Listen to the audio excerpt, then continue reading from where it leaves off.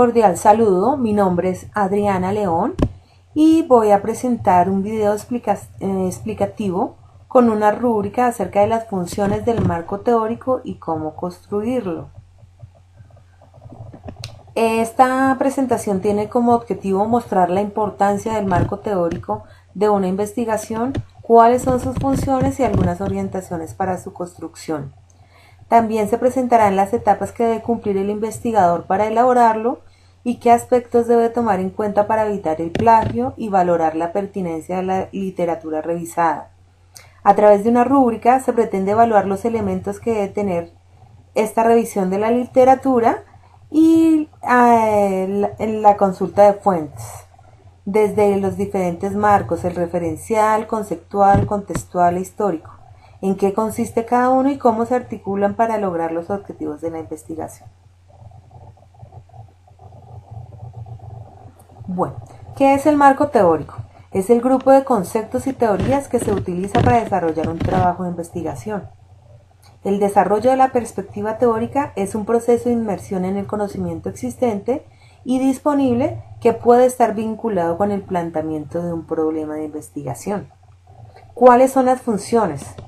Dentro de estas funciones está el respaldar la investigación y ofrecer un sustento teórico del estudio, describir el contexto donde se va a realizar, proporcionar una orientación sobre la manera en que se puede abordar un estudio de forma teórica y metodológica. También amplía el horizonte del estudio, orienta la organización de los datos y de hechos existentes en relación al problema investigado. También integra la teoría de la investigación, previene errores y documenta la necesidad del estudio. Proporciona una visión sobre dónde se sitúa el planteamiento propuesto dentro del campo del conocimiento. Y suministra ideas nuevas, es decir, que es útil para compartir los descubrimientos recientes de otros investigadores. Existen 4 marcos en el quehacer investigativo: el teórico, que hace referencia a la recolección de información seleccionada y la definición de la manera como se va a recolectar; el referencial, que es la revisión de publicaciones recientes para ver si encuentra alguna investigación hecha en otra parte o en un momento que se parezca a la que se está haciendo. El conceptual, como lo indica su nombre, es una elaboración conceptual del contexto en el cual se considera el problema, y el contextual o situacional es la descripción en detalle del lugar donde se va a llevar a cabo la investigación. Los pasos que comprende el desarrollo de la perspectiva teórica comprenden 2 etapas: la revisión analítica de la literatura y la construcción del marco teórico.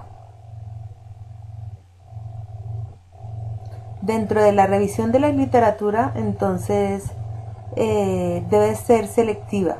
Consiste en detectar, consultar y obtener la bibliografía y otros materiales útiles para los propósitos del estudio, a través de fuentes de información primarias, secundarias o terciarias.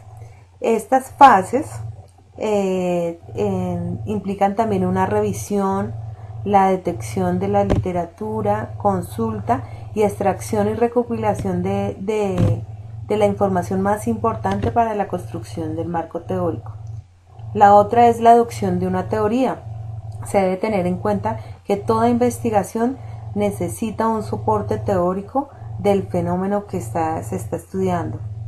Como ya te digo, algunas funciones es explicar el fenómeno, predecir el fenómeno y sistematizar el conocimiento. Algunas características son la capacidad de descripción, explicación y predicción, consistencia lógica, perspectiva, innovación, sencillez. Bueno, ¿qué aspectos debe tomar en cuenta para valorar la pertinencia de la literatura revisada? Es recomendable trabajar a través de un bosquejo y reflexionar antes de escribir y definir la estructura de un marco teórico. Para este fin, Metters 2010 sugiere realizar estos interrogantes. Primero, tener claro el panorama del conocimiento actual respecto a nuestro planteamiento. También saber cómo se ha conceptualizado nuestro planteamiento, preguntarnos si se ha generado un análisis crítico de la literatura disponible, si reconocimos las fortalezas y debilidades de la investigación previa. También es importante preguntarnos si esta literatura se encuentra libre de juicios, intereses, presiones políticas e institucionales. A su vez, preguntar si el marco teórico que establece nuestro estudio es necesario o importante. Y también en el marco perspectiva teórica queda claro cómo se vincula la investigación previa con nuestro estudio.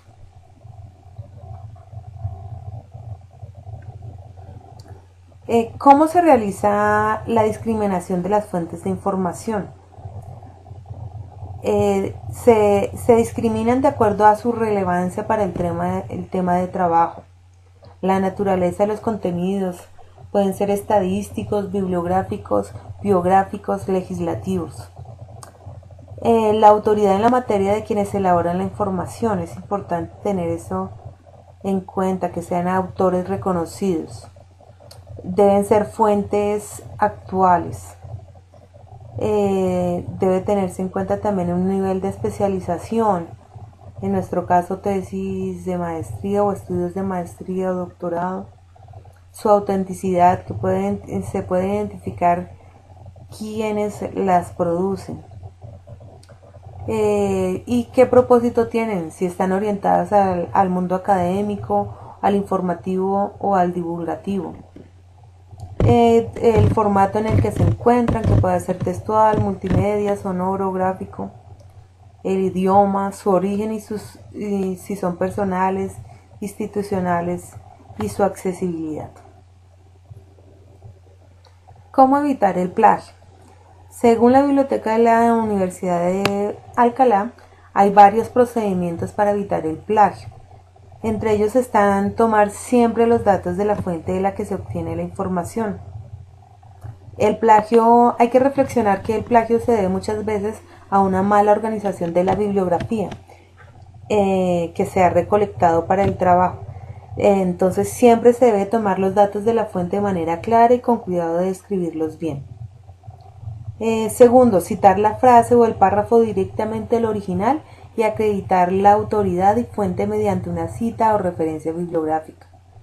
Se trata de utilizar las palabras del autor, pero para esto las citas deben estar justificadas, de una extensión razonable, más bien cortas, siempre entre comillas, deben distinguirse perfectamente del resto del texto, en cursiva, independientes con tabulación.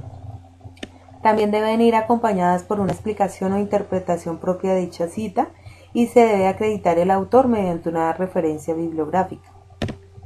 Bueno, ya pasando como tal a la rúbrica de evaluación, entonces es importante considerar en primera medida entonces para evaluar un marco teórico, primero la revisión de la literatura. Esta construcción de esta rúbrica la hice en 4 niveles de desempeño: insatisfactorio con 0 puntos, necesita apoyo con 2 puntos, satisfactorio con 6 puntos y excelente con 10 puntos. En cuanto a la revisión entonces de la literatura, establecí 2 criterios: relación con el tema de investigación y la extensión. En cuanto a la relación con el tema de investigación, entonces lo que se busca es que haya una total relación con el problema de investigación y que las fuentes sean actualizadas. En cuanto a la extensión, se busca que la literatura sea extensa y que esté relacionada totalmente con las variables del estudio.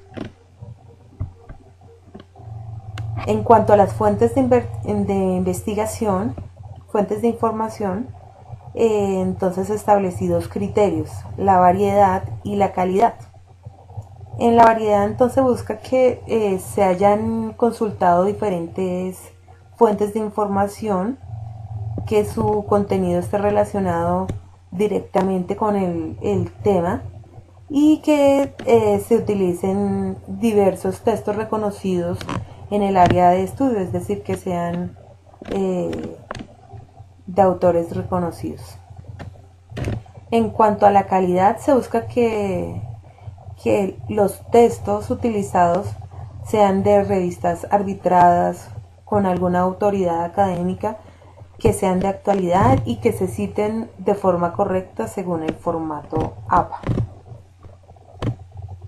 El otro aspecto a considerar es el marco referencial y conceptual, o ya dentro del campo de los marcos como tal. Para el marco de referencia se tiene en cuenta entonces que haya una delimitación adecuada, precisa y clara del marco referencial en todos los subtemas, así como en su planteamiento. Es decir, que haya una plena coherencia entre cada uno de los marcos de la investigación. Esto es, entre el marco teórico, el contextual, el conceptual y el histórico.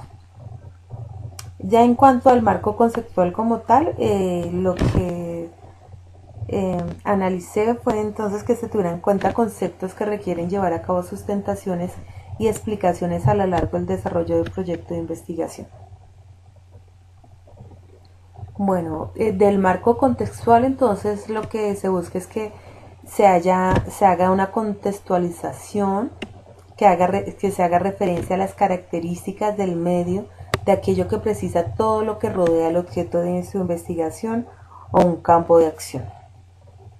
En cuanto al marco teórico como tal, entonces lo que se busca es que haya una secuencia coherente y lógica con respecto a las ideas, como apoyo teórico de información significativa y relevante, con respecto al problema de investigación y las variables. Y ya como último ítem o criterio tengo el soporte bibliográfico. Con esto lo que se busca es que se registren correctamente en el marco teórico y a lo largo de toda la investigación las citas bibliográficas, que no se cometa plagios y que se sigan las normas generales para citar. Bueno, hasta aquí entonces lo de la rúbrica. Entonces, a través de la realización de este trabajo, puedo llegar a las siguientes conclusiones. El marco teórico es de gran importancia puesto que orienta el proceso de investigación, reconociendo que este depende de conocer de antemano los estudios que se han realizado con respecto al tema en que se ha avanzado y lo más importante que queda por hacer. También vi que la rúbrica es una importante herramienta de apoyo, la cual puede ser utilizada para evaluar la pertinencia o no de un marco teórico, por lo que es indispensable tener en cuenta las especificaciones que se dieron. Muchas gracias por su atención.